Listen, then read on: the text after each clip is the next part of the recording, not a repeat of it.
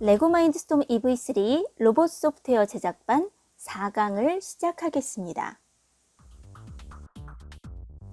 이번 시간에는 지난 3강에 이어 EV3의 로봇 기초 제어에 대한 이해를 좀 더 다루고 EV3 센서 중에서 터치 센서에 대해 이야기를 나누겠습니다. 지난 3강에서 조향 모드와 탱크 모드에 대해 배웠다면 이번엔 모터를 활용한 기본 주행 방법을 여러 가지로 실습을 해볼 텐데요. 이 로봇의 회전 방법부터 설명을 드리도록 하겠습니다. 일단 로봇의 회전 방법에는 스윙 턴, 포인트 턴, 커브 턴이 있는데요. 이 스윙 턴 같은 경우는 한쪽 바퀴를 정지한 상태로 다른 쪽 바퀴를 구동하여 회전합니다. 이 정지한 바퀴가 회전축이 되면서 다른 바퀴로 회전을 하게 되는 그런 방식입니다. 그 다음 포인트 턴의 경우는 두 바퀴의 회전 방향을 다르게 해서 제자리에서 빠르게 회전합니다. 그래서 중간에 이제 이 포인트 턴은 가운데가 이제 중심점이 되는 거죠. 그리고 커브 턴 같은 경우는 두 바퀴의 회전 방향이 같으면서 회전 속도를 다르게 하여 완만하게 회전합니다. 이 세 가지 턴 방식은 여러 번의 실습을 통해서 이해를 돕게 됩니다. 충분한 실습이 이루어져야 각각의 방식이 왜 필요한지 알 수 있게 되는데요. 각 파라미터 값을 변경하여 실습해보는 시간을 가지길 바랍니다. 이 부분은 조향 모드, 탱크 모드 두 가지 방식으로 스윙 턴, 포인트 턴, 커브 턴을 사용하여 이 로봇이 90도 회전을 하기 위한 모터의 회전각을 찾아보세요. 제한 시간은 10분을 가지길 바랍니다. 자, 그러면 이번에는 이 드라이빙 베이스의 바퀴 부분을 보시면 흰색 표시바가 한 바퀴를 돌아서 다시 바닥을 향했을 때의 로봇의 이동 거리를 우리가 보통 바퀴의 둘레 원주라고 얘기를 하게 됩니다. 이 부분은 바퀴 지름을 통해서 계산이 가능하다는 얘기죠. 그래서 우리가 지금 가지고 있는 드라이빙 베이스는 지름이 5.6cm에 해당이 됩니다. 그래서 이 부분을 360도로 계산을 해서 3.24를 곱해주면 총 17.58cm가 나오게 됩니다. 그래서 어림잡아서 우리 계산을 할 때는 보통 17.6cm로 계산을 하게 되고요. 우리 중학교 때 방정식이라는 걸 배웠어요. 그래서 이 360도에 17.6cm에 해당하는 부분을 원하는 거리로 계산을 해서 값을 찾아낼 수가 있습니다. 여러분도 만약에 40cm를 간다. 정방형에 그리고 50cm짜리 정방형을 간다 할 때 어떤 값으로 해당이 되는지 한번 계산을 해보시길 바랄게요. 자, 그럼 우리가 앞에서 계산해 본 이 바퀴의 지름을 통한 이 거리 계산법으로 로봇을 30cm만큼 전진하고 굿잡이라는 소리를 내도록 프로그램을 작성해 봅시다. 제한 시간은 5분 정도 소요해서 이 조향 모드를 이용했을 때 앞에 동작하는 방법은 어느 방법인지, 그리고 파라미터의 값은 얼마 정도를 주어야 하는지 이 부분을 찾아봅시다. 이제 실습을 마쳤다면 이번에는 또 다른 응용 방법으로 사각형의 둘레를 따라서 빠르게 회전하여 멈추는 방법을 한번 알아보겠습니다. 이 부분은 두 가지의 기능이 반복이 되죠. 그래서 예시를 한번 들어보면 여기에 각도로 동작하고 그리고 회전하고 여러 가지 방법을 이용해서 여러분이 실습을 할 수가 있습니다. 그래서 이 부분은 이렇게 두 번째 블럭에 있는 대기 블럭의 옆에 있는 루프 블럭을 사용해서 로봇이 사각형을 그리게 하는 프로그램을 작성할 수도 있어요. 이 부분은 만약에 그 정사각형에 해당되는 사각형이라면 반복을 4번 횟수를 잡아서 이렇게 한 번에 프로그램을 하실 수가 있습니다. 만약에 2번으로 된다면 2번의 루프문을 돌려서 여기 4번이라고 되어 있는 부분은 2로 바꾸시면 되겠죠. 앞에서 여러 가지 방식의 모터 제어 방법을 배워봤는데요. 액추에이터라고도 말하는 움직임이 가능한 부분은 자율주행이나 산업자동화 부분에 절대 없어서는 안 될 중요한 기능입니다. 아무리 센서가 고도화되어 있어도 동작 기능을 제대로 하지 않는다면 움직임을 놓칠 수가 있다는 뜻입니다. 그래서 좀 더 정확하고 섬세하게 작동할 수 있는 활용 팁을 한 번 더 소개하도록 해볼게요. 경로 전략 수립이 필요합니다. 원하는 위치로 로봇이 이동하게 하기 위해서는 프로그래밍을 하기 전에 수집해야 될 정보가 필요한데요.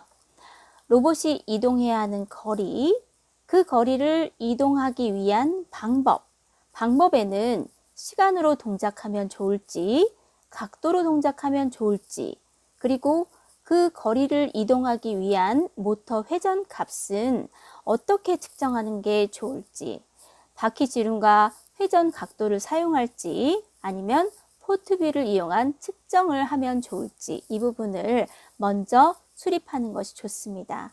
그리고 원하는 각도로 회전할 때는 이 사전 정보를 수집하는 게 좋다고 말씀을 드렸는데요. 정확하게 회전하기 위한 팁이 또 하나 필요한데 그 부분은 천천히 회전하거나 회전 후에 0.5초를 대기하는 부분을 넣어주시면 좀 더 정확한 프로그래밍을 하실 수가 있습니다. 이번에는 EV3의 센서에 대해서 알아보겠습니다. EV3 센서에는 총 4개의 센서를 사용할 수 있는데요. 컬러 센서, 초음파 센서, 자이로 센서, 터치 센서의 4개로 구성됩니다. 우리는 지금 컬러 센서와 초음파 센서, 터치 센서를 알아보려고 합니다. 이 로봇에 연결된 센서의 측정값을 확인하는 방법을 소개해 드릴 텐데요. 일단 LME에서 확인하는 방법은 EV3와 PC가 연결되어 있을 경우 이 LM이라는 프로그램 화면에서 센서 값을 각각으로 확인할 수가 있습니다.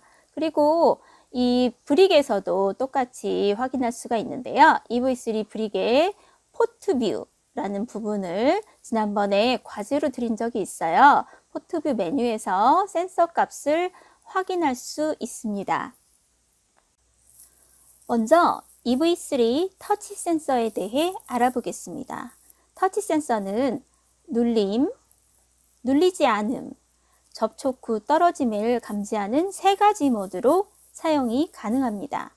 그래서 터치 센서 블럭이 별개로 노란색으로 사용이 가능하고요. 그리고 대기 모드에서 대기 블럭에서 터치 센서 블럭으로 사용이 가능합니다.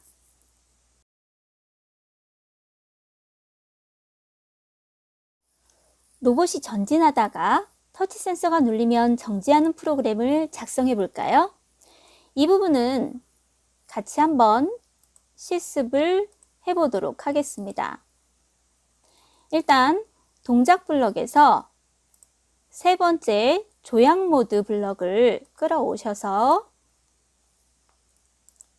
켜짐으로 바꿔주세요. 그런 다음 주황색의 흐름 제어 블럭으로 가셔서 이 두 번째 줄에 있는 대기 블럭을 끌어옵니다. 이제 터치 센서로 변경을 해줘야겠죠.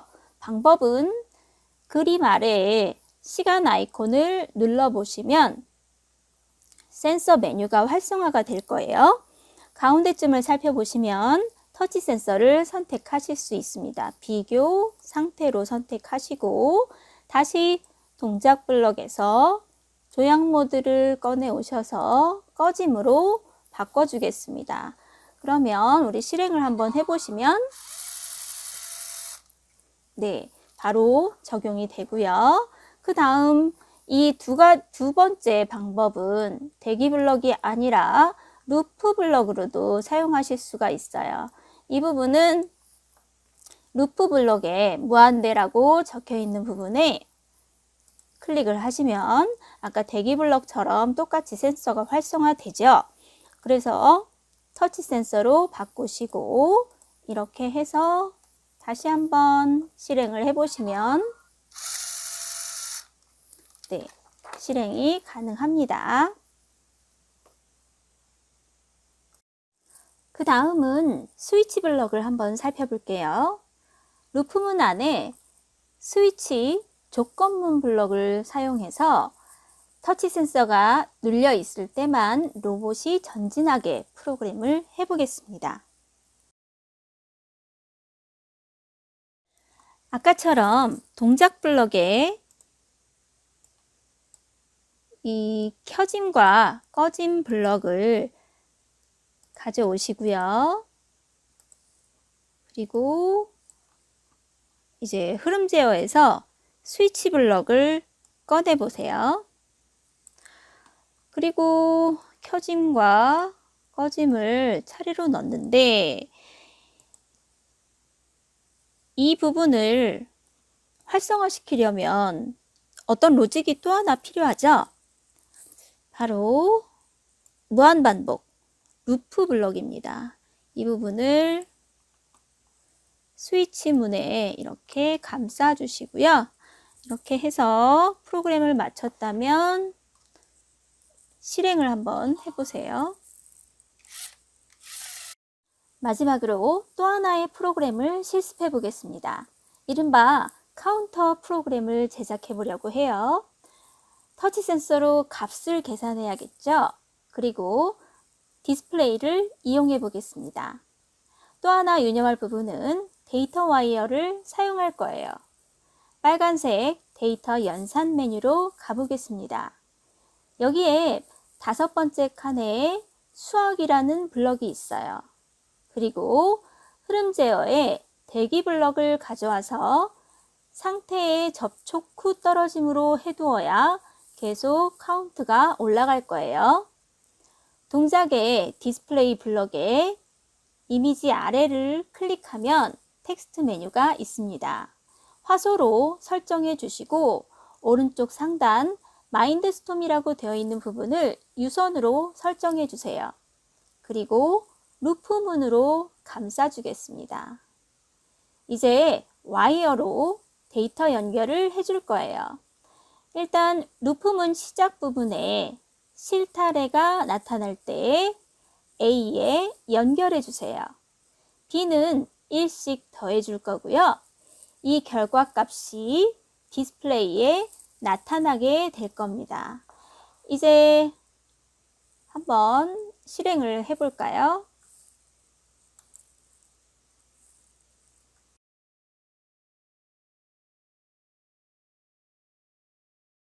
카운터 프로그램이 잘 완성이 되었나요?